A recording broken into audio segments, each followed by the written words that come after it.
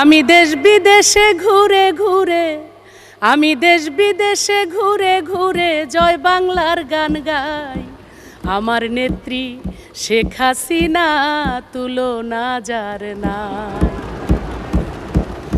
আপনার আমার নেত্রী যিনি, বঙ্গবন্ধুর কন্যা তিনি।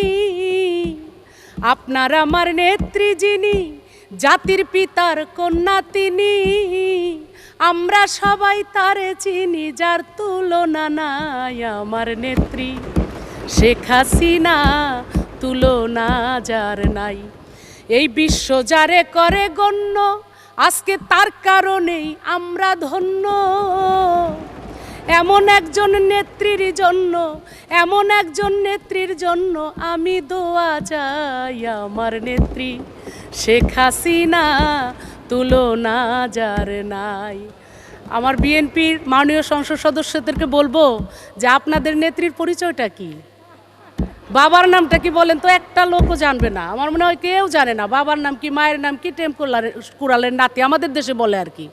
তো এমন একটা নেত্রী আমাদের, যার তুলনাই তো আসলে কারোর সাথে হয় না। তার এই কাজের কথা, এই বাজেট বক্তৃতায় আমি যদি বলি, আজকে যেই সময় উপযোগী বাজেট মাননীয় আমাদের অর্থমন্ত্রী মহোদয় দিয়েছেন, আমি বলবো যে এই বাজেটের প্রত্যেকটা জায়গায় এত সুন্দর সুন্দর কিছু রয়েছে যেগুলো বলতে গেলে অনেক সময় লাগবে। কিন্তু আমার এত আনন্দ হচ্ছে আজকের এই দিনে যে আমরা মাত্র আমাদের ইতিহাসে, আমাদের জীবনে এমন কিছু পাবো কিনা আর জানি না, মাননীয় স্পিকার, যেই পদ্মা সেতু, স্বপ্নের পদ্মা সেতু আমরা উদ্বোধন করে আসলাম গত 25 তারিখ। আমি 24 তারিখের থেকে ওই পারে ছিলাম। আমাদের মাননীয় চিফ হুইপ মহোদয় দাওয়াত করেছিলেন, তার দাওয়াতে, তার আপ্যায়নে ওখানে আমরা মুগ্ধ ছিলাম এবং দেখেছি লক্ষ লক্ষ মানুষের উপচে পড়া ভিড়। মাননীয় স্পিকার, আমরা ঢুকতে পারি না, কত মাইলকে মাইল হেঁটে হেঁটে ঢুকতে হয়েছে। এত মানুষ এসেছে, সকলের মনে একই কথা যে যে পদ্মা সেতু করে দিলেন, যে স্বপ্নের বাস্তবে আমরা রূপ দেখলাম, এটা আসলে বঙ্গবন্ধুর কন্যা বলেই সেটা সম্ভব হয়েছে। এই বাংলায় আর কোনো নেত্রী এরকম আসবে না। মাননীয় স্পিকার, আজকে সেই স্বপ্নের সেতু আমরা পার হয়ে এসেছি। গতকালকেও মাওয়ার এই পারেও আমাদের প্রোগ্রাম ছিল, আমি সেই প্রোগ্রামও করেছি। ওই পারেরটা এই পারেরটা সব কিছু মিলে ভেবেছিলাম যে হয়তো বা বক্তব্য দেওয়ার সুযোগই পাবো না, কারণ সব জায়গাতেই যেতে হয়। এত ভালো লাগে।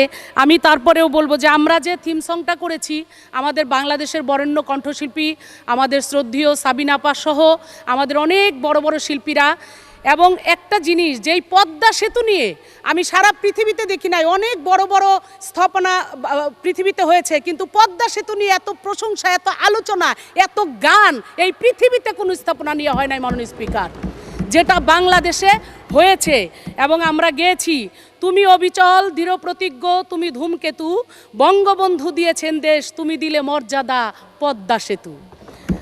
পেরিয়ে সকল অপশক্তি, শত সহস্র বাধা, পদ্মা সেতু মাথা উঁচু করে করা আত্মমর্যাদা, মাথা নোয়াবার নয়। বাঙালি যেহেতু, তুমি দিয়েছ, বঙ্গবন্ধু দিয়েছে দেশ, তুমি দিয়েছ পদ্মা সেতু। স্বপ্ন দেখিয়েছিলে, স্বপ্ন পূরণ করেছ, নিজেদের সামর্থ্যে স্বপ্নের সেতু গড়েছ। পৃথিবী তাকিয়ে রয়, মাথা নোয়াবার নয়। বাঙালি যেহেতু, বঙ্গবন্ধু দিয়েছেন দেশ, তুমি দিয়েছ আমাদেরকে মর্যাদা পদ্মা সেতু। আজ সারা দেশ মিলেছে দক্ষিণের সাথে, এই মেল বন্ধন হলো সূচিত তোমারই হাতে। অদম্য অকুত ভয়, জয় বাংলার জয়, ধ্বনিত জয়তু, বঙ্গবন্ধু দিয়েছেন দেশ, তুমি দিলে মর্যাদা পদ্মা সেতু।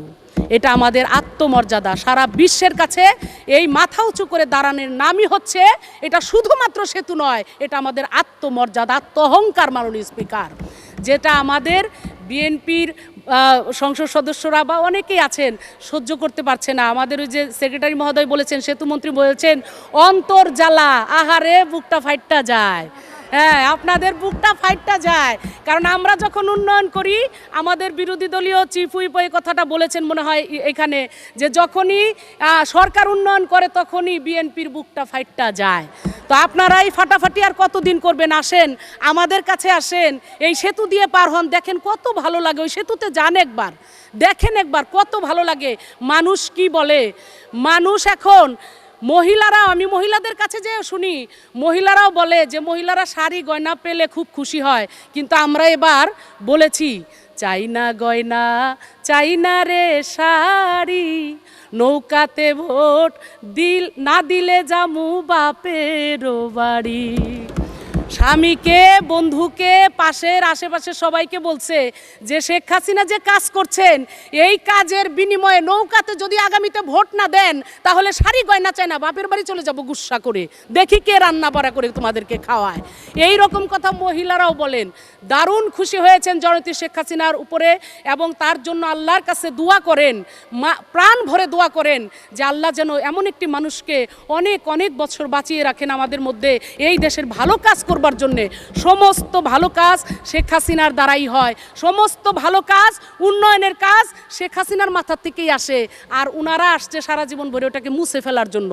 এক ধরনের ক্লাসে ছাত্র থাকবে, দেখবেন লিখতে পারে না, পড়তেও পারে না, কিন্তু যদি বলা হয় আই তো একটু ব্ল্যাকবোর্ডে যে লিখাটা মুছে দিয়ে যা, ব্রাশটা নিয়ে এসে ধামাধাম মুছে দিতে পারে। তা আজকের বিএনপির দশা হয়েছে তাই, ভালো কিছু করতে পারে না, লিখতে পারে না, কিন্তু মুছাই খুব উস্তাদ উনারা। তো এই মুছামুছিটা বাদ দিয়ে আমাদের ধারায় আসেন। আমি একটা বক্তব্য শুনলাম মাননীয় স্পিকার, উনি বলেছেন, বলুন। ধন্যবাদ মাননীয় স্পিকার। আমি একটা বক্তব্য শুনলাম যে উনি বলেছেন যে আমরা এখানে অনেক কোরআন হাদিসের কথা বলি, যেই কারণে সংসদে এখন কোরআন হাদিসের কথা অনেকেই বলেন না।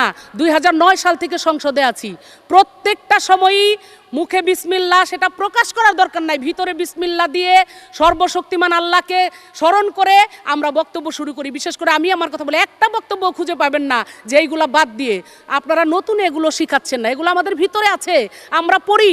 কুরআন শরীফের গিরিশচন্দ্র সেনের বাংলা থেকে শুরু করে এমন কোনো বাংলা তর্জমা নাই যেটা অনেকবার না পড়েছি। এবং শুধু তাই না, সিয়াসাত হাদিস, তিরমিজি শরীফ, মেশকা শরীফ, আবু দাউদ শরীফ, বুখারী শরীফ, মুসলিম শরীফ থেকে শুরু করে এমন কোনো খণ্ড নাই যেগুলো না পড়েছি।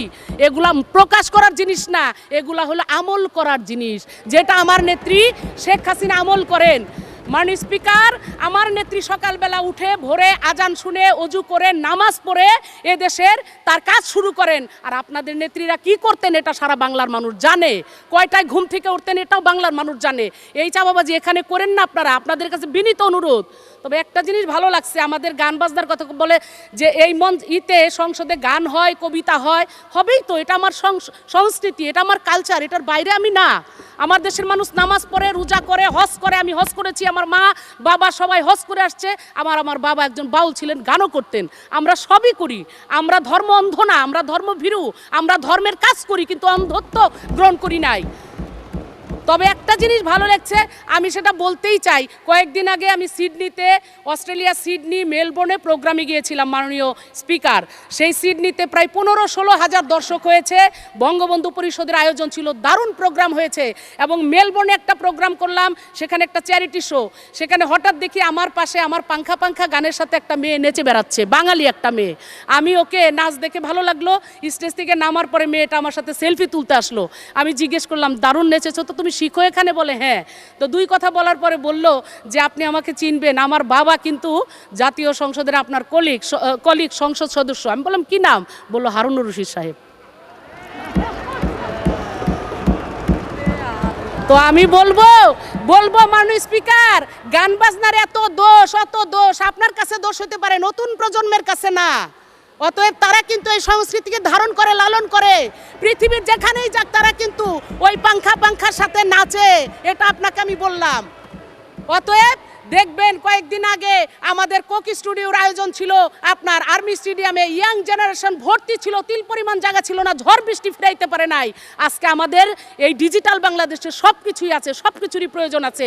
সংস্কৃতি ধ্বংস হলে এই আপনাদের হয়তো সুবিধা হবে, কিন্তু আমি বলবো এদেশে মাদক, আমাদের দেশে খারাপ জায়গায় দিকে যাতে ছেলেমেয়েরা না যায়, আমাদের সংস্কৃতিকে লালন করতে হবে, পালন করতে হবে।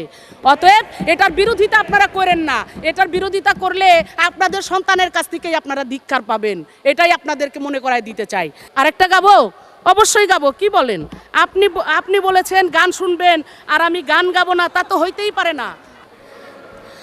সবার আগে চিন্তা করলো শেখ হাসিনার সরকার, যাতায়াতের প্রয়োজনে বাংলাদেশের উন্নয়নে পদ্মা সেতু দরকার। এই যে বলেন আপনাদের নেত্রী এই করছে ওই করছে পরিকল্পনা করছে, ভিত্তি এই মিথ্যা কথা বাদ দেন।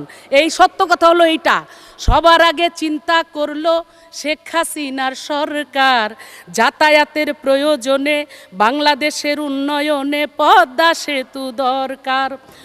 চোখ জুড়ানো মন ভুলানো দেখতে অতি চমৎকার, বাংলাদেশের উন্নয়নে শেখ হাসিনার উপহার। ধন্যবাদ মাননীয় স্পিকার, ধন্যবাদ। জয় বাংলা, জয় বঙ্গবন্ধু, জয় হোক শেখ হাসিনার।